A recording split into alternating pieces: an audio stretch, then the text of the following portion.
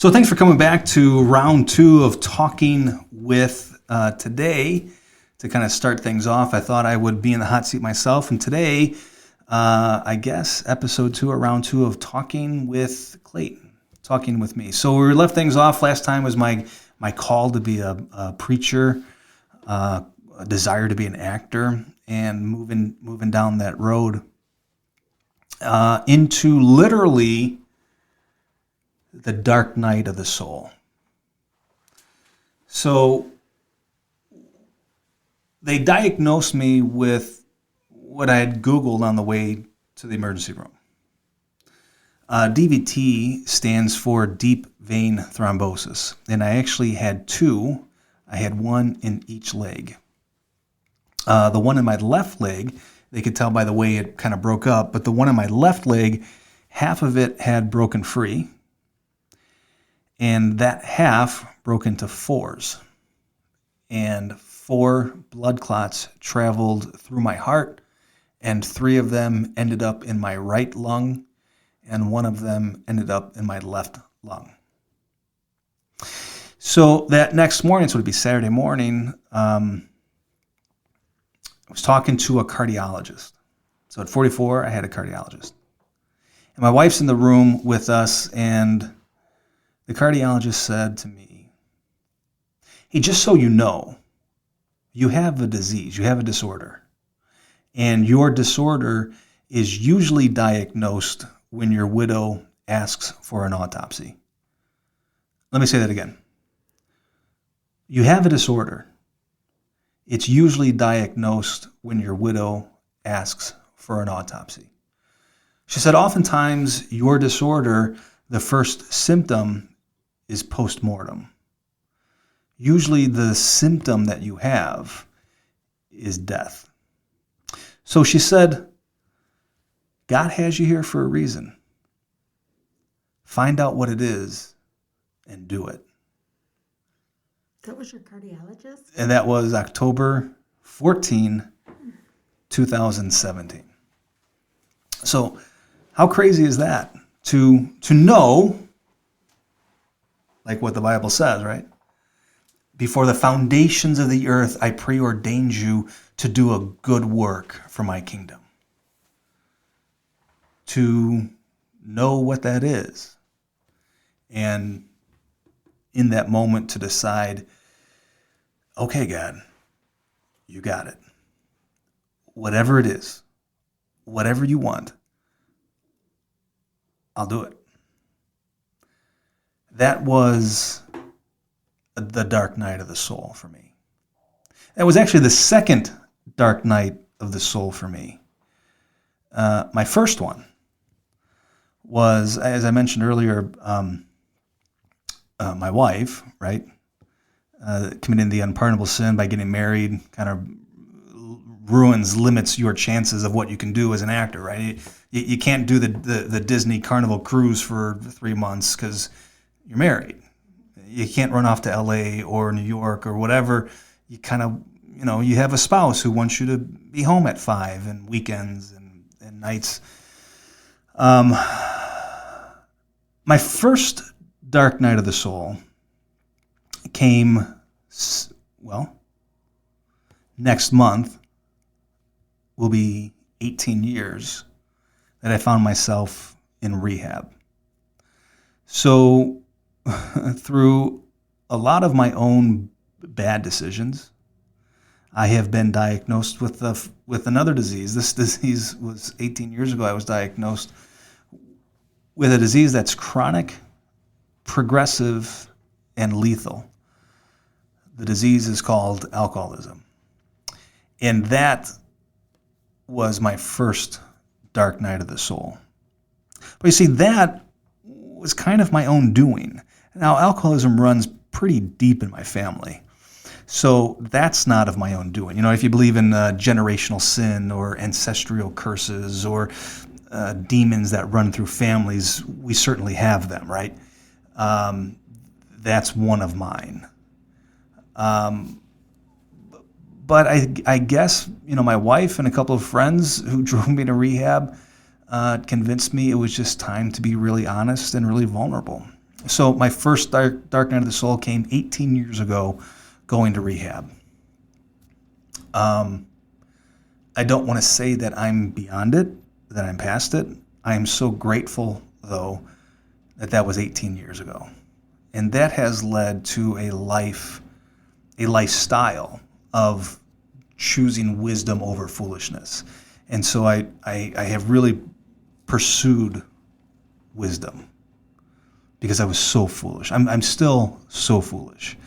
But at least having sound people with you, parents, spouse, community, family, friends, at least you got a fighting chance to make a wise choice. And so in a sober mind, I can choose to be sober, right? I can make a wise choice and be sober. In a drunk mind, I have no choice. I'm a fool. That's just how that goes. And so I am able to celebrate now almost 18 years of sobriety.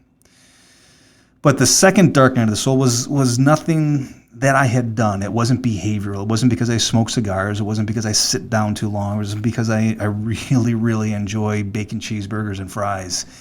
It wasn't behavioral. I actually got diagnosed with an autoimmune disease.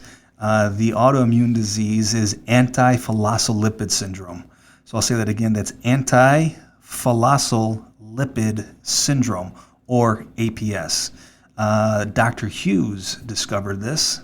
So now it's sometimes called the Hughes syndrome.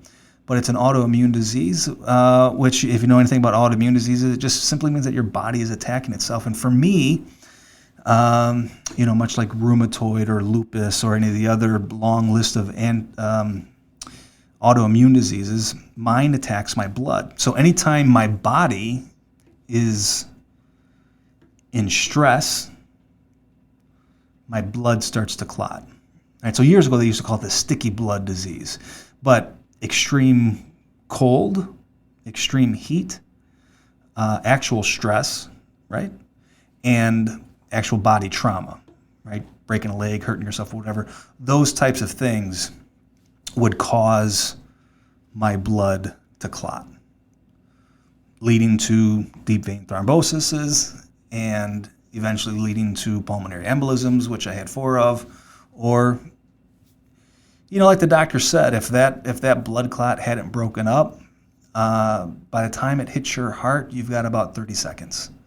And so a lot of times, when people die of pulmonary embolisms, they're dead before they hit the ground. And now that I've been aware of it for the last just over 3 years, boy, you see that happen an awful lot. So got out of the hospital a couple days later, and I'm still on, after 3 years, I'm still on blood thinners, 20 milligrams of Xarelto a day. But that road back was a strange one. So it really took my mind, took my body. And like I said before, in the first episode, this is the first time that I didn't live the charmed life. My body, my health betrayed me. So I thought about recovery, what that would look like. And I really thought, I'm going to go home and I'm going to write the great American play, right? I'm going to get back to normal. And I got home and I couldn't think. The panic attacks and the anxiety and the worry and the body healing itself took a long time. And there really is a thing called brain fog. You'll see sometimes I kind of get lost in my thoughts, and it takes me a second or two to come back into it. It's just a brain fog. I couldn't write anything. I really couldn't speak much. And I thought maybe, okay, now waking up in the hospital, I committed my art, my craft fully to God. I committed the remaining years that God has given me, breath in my lungs, I committed that to God for whatever He wants to do with it. You want to use me to creatively communicate your gospel? I'm all in. Whatever, just ask. Find ways to ask me. I'll say yes to everything. So since then, I have done testimonies and public speakings, and I have done plays, and I have written. I've done everything that I've been asked the last 3 years. But in that moment of 2 weeks of bed rest and then an additional 2 weeks of home confinement before the doctor would release me, I couldn't think. I could hardly speak, and I thought maybe God, now that I was ready, I suppose, maybe God was taking everything away from me.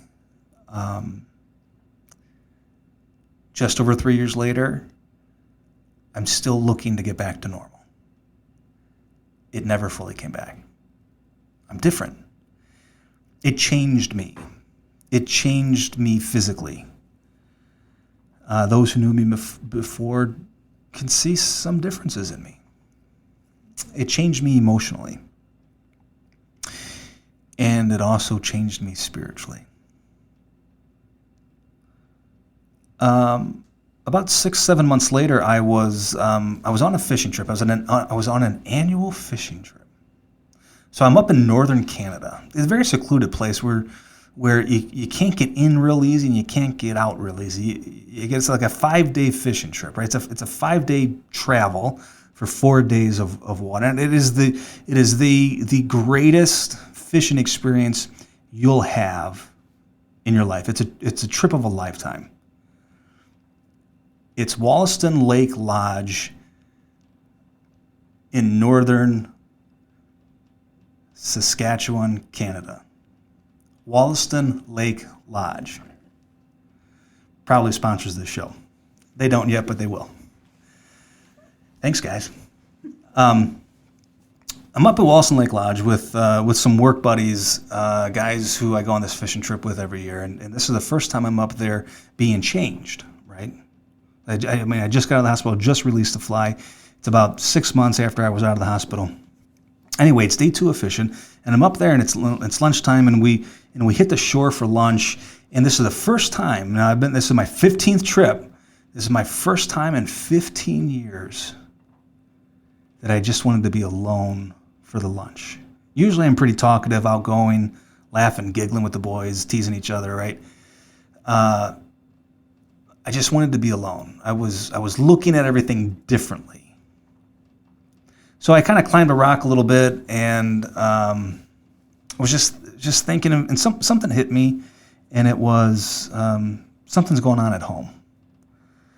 And I remember not being able to tune into what's up, what's going on, but just something was bringing my attention to home. I thought maybe like my wife had like a flat tire or something, but it felt like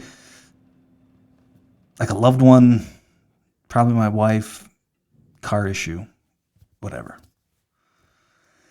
Anyway, ate lunch, went back fishing. And then that night, getting off the water, right before dinner, I got a text from my wife. It said, "No big deal, but just so you know, your mom was in a car accident. She should be okay. It looks like she probably broke her leg or her ankle or something." So I was able to finally call my wife, and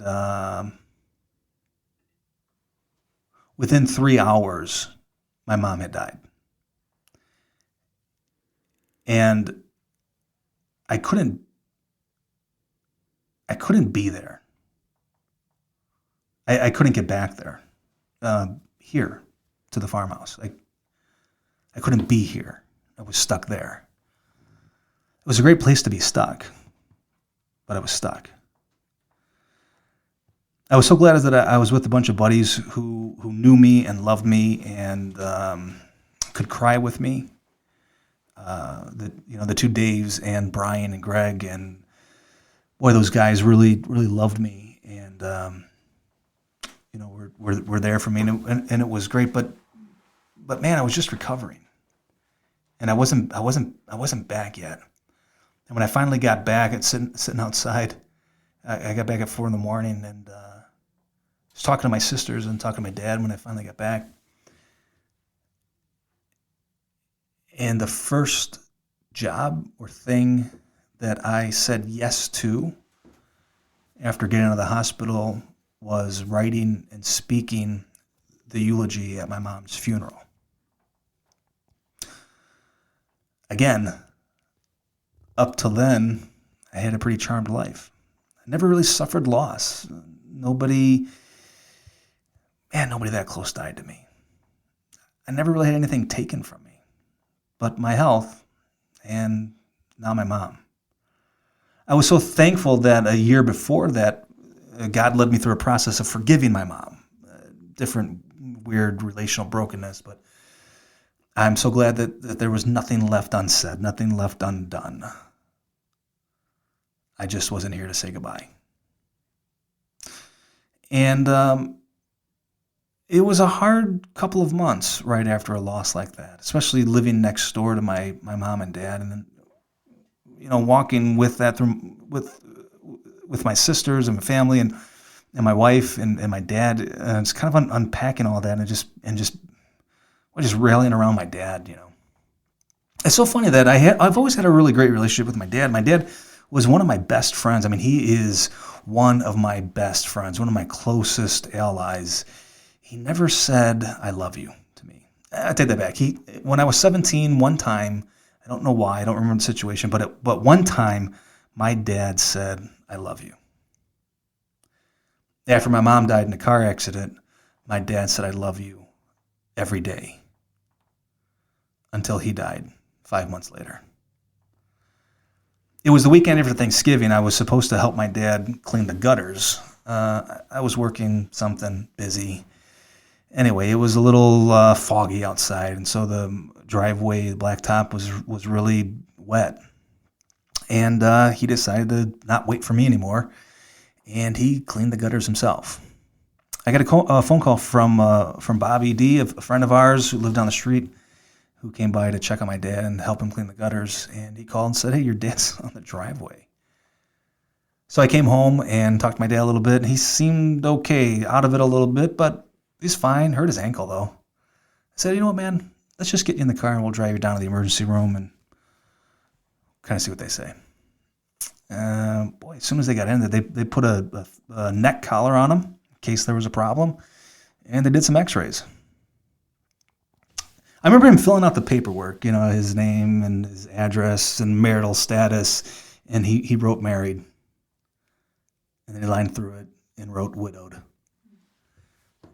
because it was still fresh. And about an hour later, they came back to my dad's ER room and they said to him, "We're going to have to fly you up to UIC, University of Chicago, trauma unit. There's some bleeding on your brain." And so that kicked off for me and my wife and my aunt and my sisters and so many friends who came to visit us. That kicked off about a week and a half of an ICU visit for my dad. And we eventually brought him home to his house, which we now affectionately call the farmhouse. He died on, I guess, late Wednesday night, Thursday morning, December 14, 2018, 5 months after my mom died. And so that was a kind of a long journey of packing up some old relationships and saying goodbye to some old dreams and some old friends and kind of burying your past. And so that's what I did. I literally and figuratively buried the past. It was over. 2019 was about taking care of lawyers and car accidents and estates and houses and finally getting everything done and separated and paid out and closed up. 2019 was about finishing my parents' life well. And their stuff here on earth, we finished well. And everything worked out okay. And so I was able to turn their house into a private meeting place that we affectionately and lovingly call the farmhouse. It's an honor to be here in my dad's old bedroom. So it's pretty great to be here. It's inspiring. I remember what Paul said in the Bible, right? I mean, Paul said, "Forgetting what is behind me, I now press on to whatever God has for me in the future." And having a health lifestyle change, losing my mom, losing my dad, revisioning, repurposing their old home, my old house, everything has changed. Nothing is the same. And so we flew right into 2020, ready to take on the world and ready to be the new thing, doing the new thing the new way. And then everything got shut down. But that's okay, because that led us to a very different thing. That led us to 316 Creative Works doing podcasts, including this one, talking with, and I'm so thankful to be sitting here in this recording studio with some of my dearest friends, creative producer Esther, sound engineer and producer Justin, the house manager Danielle, and I am Clayton, talking with Clayton from 316 Creative Works. Hey, this is Clayton from 316 Creative Works, talking about our podcast. Listen, if you like any of this stuff that you saw or you heard, I'm going to give you a couple places where you might find it besides coming in live to the Farmhouse Studios. There's a couple platforms you can find these on. So you can check out Facebook, YouTube, Spotify, Apple Podcasts, Google Podcasts, iTunes, and SoundCloud. So for the cheap seats in the back there, let me say this one more time. You can go to Facebook, YouTube, Spotify, Apple Podcasts, Google Podcasts, iTunes, and SoundCloud. You can find it under 316 Podcasts.